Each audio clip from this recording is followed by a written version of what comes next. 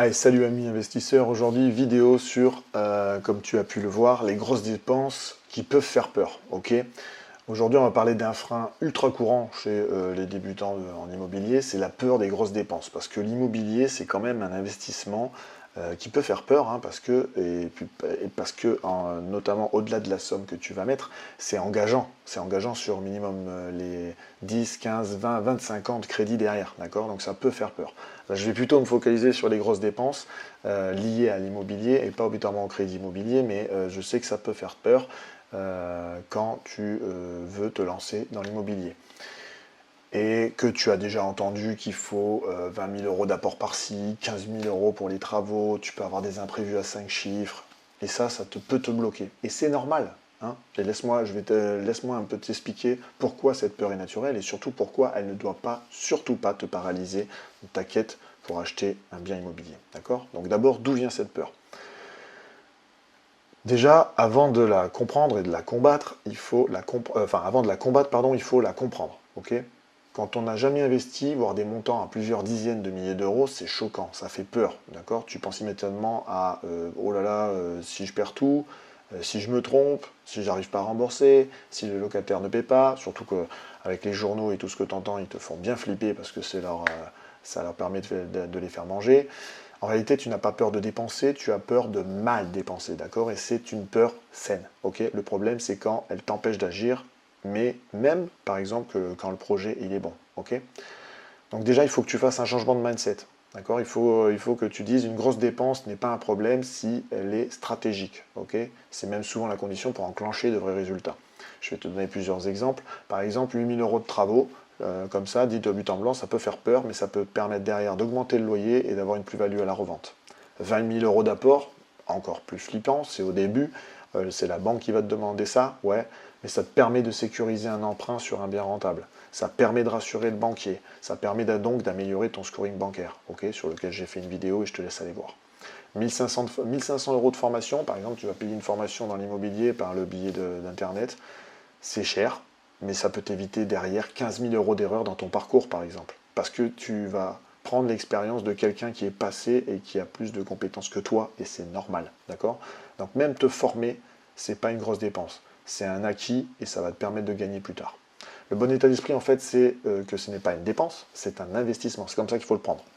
Alors bien sûr, faut pas, on va dire, dépenser pour dépenser. Ok, il faut le calculer comme un investissement. Quand tu veux investir dans l'immobilier, il faut le réfléchir un peu comme un chef d'entreprise. Pourquoi je mets autant là-dedans, d'accord? C'est pour ça que par exemple pour les travaux, il faut faire 3 devis, il faut comparer les prestations qui sont marquées sur ce devis, etc., etc. Ça, je te laisse aller voir mon blog, je t'ai fait un petit article là-dessus. La vraie question à te poser, en fait, c'est qu'est-ce que cette dépense me rapporte sur 5-10 ans? C'est comme ça que tu penses sur un investissement. Je te donne un autre exemple que tu pourras aller voir dans mon vlog pour l'appartement que j'ai à Metz, si tu me suis. J'ai fait refaire l'électricité et j'ai installé un système pour contrôler la température dans mon appartement. Investissement de 1500, ouais, entre 1000 et 1500 euros la totalité.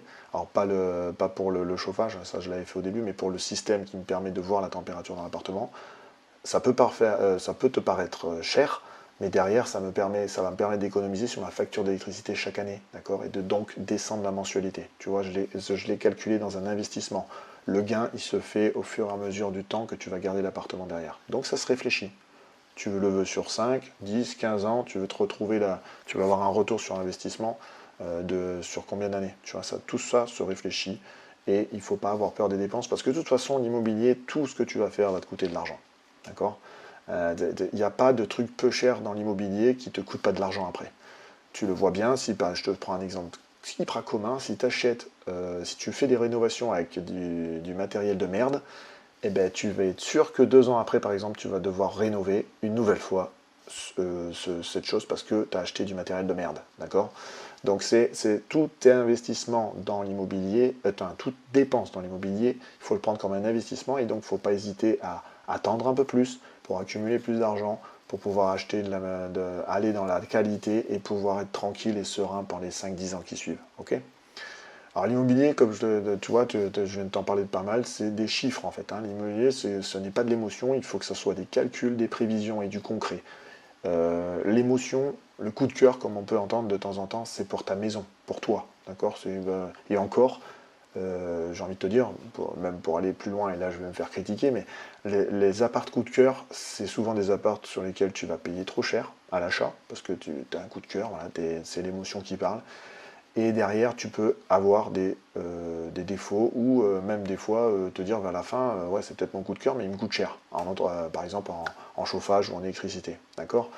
Attention, même pour toi, même dans ta vie, je sais que tu peux craquer pour un appartement parce que tu le trouves tout à fait en adéquation avec la vie que tu mènes, mais essaye de souffler, de te garder une soirée au milieu, de discuter avec ta conjointe et de revoir le lendemain, d'accord? Ne va pas trop vite, faut pas aller trop vite, faut prendre le temps de réfléchir. Parce que même si par exemple il est aligné là, il a tout ce qu'il faut pour être aligné avec ta vie, demain tu as un enfant, ton projet il est tombé à l'eau parce que à l'arrivée d'un enfant demande tout un changement logistique. Tu vois ce que je veux dire? Donc voilà. L'immobilier c'est des chiffres, calcul, prévision et que du concret. Ok, quand tu as un projet, pardon, notamment dans l'investissement locatif, tu dois calculer ta rentabilité, d'accord? Tu dois essayer de travailler pour avoir un cash flow positif tous les mois, c'est-à-dire que tes gains remboursent tes dépenses, ok? Tu dois travailler, même si au début tu n'es pas rentable, eh bien, tu travailles pour aller vers ça, d'accord? Et il faut que tu réfléchisses aussi à des projets où un bien est valorisable et avec du potentiel à long terme, c'est-à-dire ce qu'on appelle la plus-value latente. Quand tu achètes un bien, au départ, il faut que tu réfléchisses dans le temps pour le valoriser et que tu puisses avoir une plus-value à la sortie. D'accord? Alors je sais, c'est compliqué. Je t'ai fait une vidéo sur les 5 domaines les plus importants à réfléchir avant de commencer à visiter. Je te laisserai aller voir ça. Mais pour valoriser un bien, enfin pour valoriser un bien, on va dire, et comprendre le potentiel ou la plus-value qu'il peut avoir, il faut que tu te formes un petit peu et que tu aies pris un petit peu des informations là-dessus et de l'expérience, d'accord? Que tu connaisses ta ville, que tu aies fait des visites, etc., etc., etc. Il faut que tu arrives, quand tu visites un appartement, par exemple, au début, à voir ce que la rénovation va t'emmener comme plus-value, d'accord? Et derrière, ça te permettra de mieux cadrer tes dépenses, de mieux faire les calculs, ok? Mettre par exemple 10, 30 ou voire 50 000 euros, ce n'est pas un problème. Parce que si tu as fait les bons calculs et que tu as maîtrisé le risque. Ok? Au début, par exemple, les grosses dépenses, en plus, elles arrivent beaucoup, beaucoup au début. Moi, quand j'ai fait rénover entièrement mon appartement, j'ai changé la configuration de la salle de bain, ça m'a coûté un petit billet. Mais derrière, mon appartement, aujourd'hui, il coûte plus cher que quand je l'ai acheté. Voilà. Voilà ma plus-value, où elle est. J'ai fait une rénovation complète, je l'ai voulu, ça m'a coûté de l'argent, je l'ai pris en compte dans mon crédit. Mais derrière, je sais que quand je vais le revendre plus cher que ce que je l'ai acheté. Voilà. Malgré tout, ça se calcule. Rentabilité, rénovation, les coûts des travaux, etc. etc. Tout l'immobilier se calcule, ce sont que des chiffres. Ce qui peut faire peur, hein. Aujourd'hui, quand je fais ces vidéos, je peux te dire qu'il y a plusieurs piliers autres pour construire ton patrimoine qui sont bien plus simples. Bien plus simples. Les investissements financiers sont bien plus simples. Même si on peut tu peux entendre beaucoup de choses, et j'en parle tout le temps sur ma chaîne Les Gars Invest, l'investissement financier est bien plus simple que l'investissement immobilier à comparer. D'accord? Bref, et à apprendre. Donc ce qui te fait peur, c'est l'inconnu, comme d'habitude. Mais quand tu te formes, que tu prends le temps d'être accompagné par exemple, que tu payes une formation, que tu analyses bien ton marché, tu remplaces petit à petit cette peur en données, en chiffres, et surtout derrière, tu vas pouvoir faire des prévisions et des calculs. D'accord? Ça, c'est important. Donc ce que je recommande, ce que je te recommande, c'est encore avec moi. Ce que je te conseille pour enlever la peur de ces grosses dépenses, forme-toi. D'accord? Parce que tu fais pas un achat en immobilier en prenant un crédit à 100 000 euros au feeling, d'accord? Surtout pas, parce que tu vas te mettre dans la mouise, d'accord? Par rapport à ta vie. Forme-toi pour arriver à enlever cette peur, créer des compétences pour pouvoir faire tes calculs. Fais des simulations, donc utilise un tableau Excel pour tout anticiper. Moi, par exemple, tu peux aller voir mon tableau Excel pour savoir gérer ses dépenses, pour pouvoir les lister sur mon compte Lega Invest. Tu as plusieurs outils. Utilise d'abord un tableau Excel si tu veux pour essayer d'anticiper, faire des simulations et surtout de connaître ta situation. D'accord? Commence petit. Tu peux investir avec des projets à 50 000, 80 000 euros dans certaines villes, dans certaines régions. Tu peux investir dans les garages, par exemple, etc., etc. Ça se réfléchit avant de commencer, d'accord? Des gens qui te diront d'acheter un immeuble tout de suite. Ouais, ben, il y a des immeubles à ce prix-là, mais en province, par exemple. Tu ne les trouveras pas ailleurs. Entoure-toi, d'accord? Parle, par exemple, avec des gens qui ont déjà investi. Parle pas d'investissement, par exemple, avec tes parents, s'ils n'ont pas un patrimoine immobilier.